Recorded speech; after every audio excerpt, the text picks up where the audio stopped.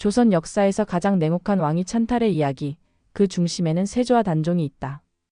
단종은 아직 어린 나이에 왕이 되었고 숙부 수양대군은 그런 조카의 곁을 지키겠다고 했지만 결국 왕위를 넘겨받은 뒤 단종을 죽음으로 내몰았다.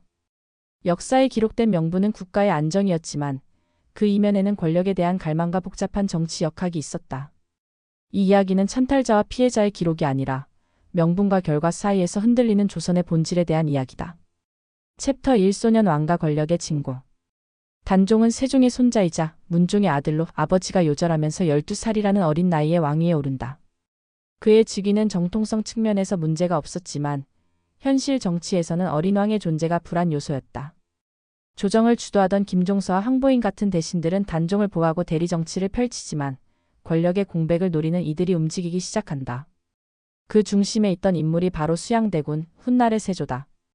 수양대군은 군사적 실세이자 왕족으로서 정치적 입지를 다져왔고 조정 내에서 자신의 세력을 넓히고 있었다. 그는 단순히 조카를 도우려는 충신이 아니었다. 혼란한 전국 속에서 그는 결심한다. 조선을 안정시키기 위해선 내가 왕이 되어야 한다. 챕터 2 계유정난 피로 쓰인 개혁.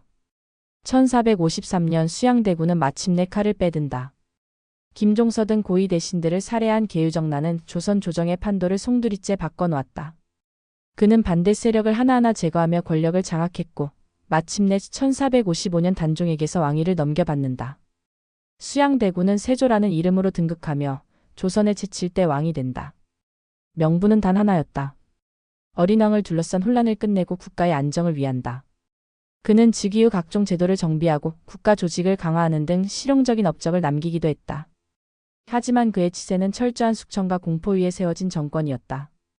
그가 제거한 이들은 모두 단종의 정통성을 지키려 했던 인물들이었다. 챕터 3 단종의 최후 그리고 침묵의 기록. 세조는 즉위 후에도 단종을 공식적으로 살해하지 않았다. 그는 단종을 상황으로 모시는 형식을 유지했지만 실상은 유배와 감시였다.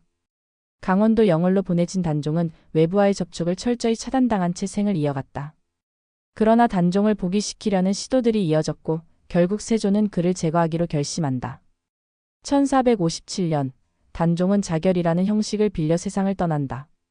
자살로 포장되었지만 사실상 명령에 따른 죽음이었다. 세조는 이 사건을 크게 공표하지 않았고 이후 단종에 대한 이야기는 조정에서 금기시되었다.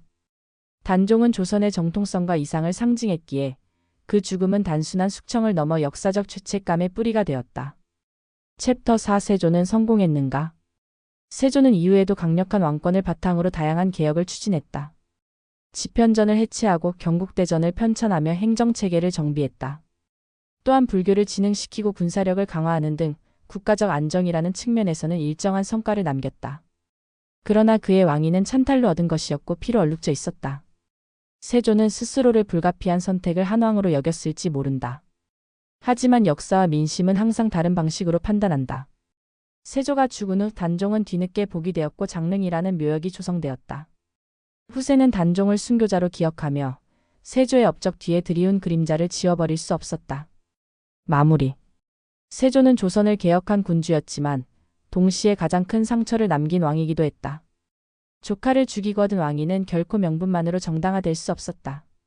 그가 남긴 것은 안정된 조정만이 아니라 역사 속에서 영원히 반복될 권력과 정통성의 질문이었다. 또 다른 이야기가 궁금하다면 구독과 좋아요 부탁드립니다.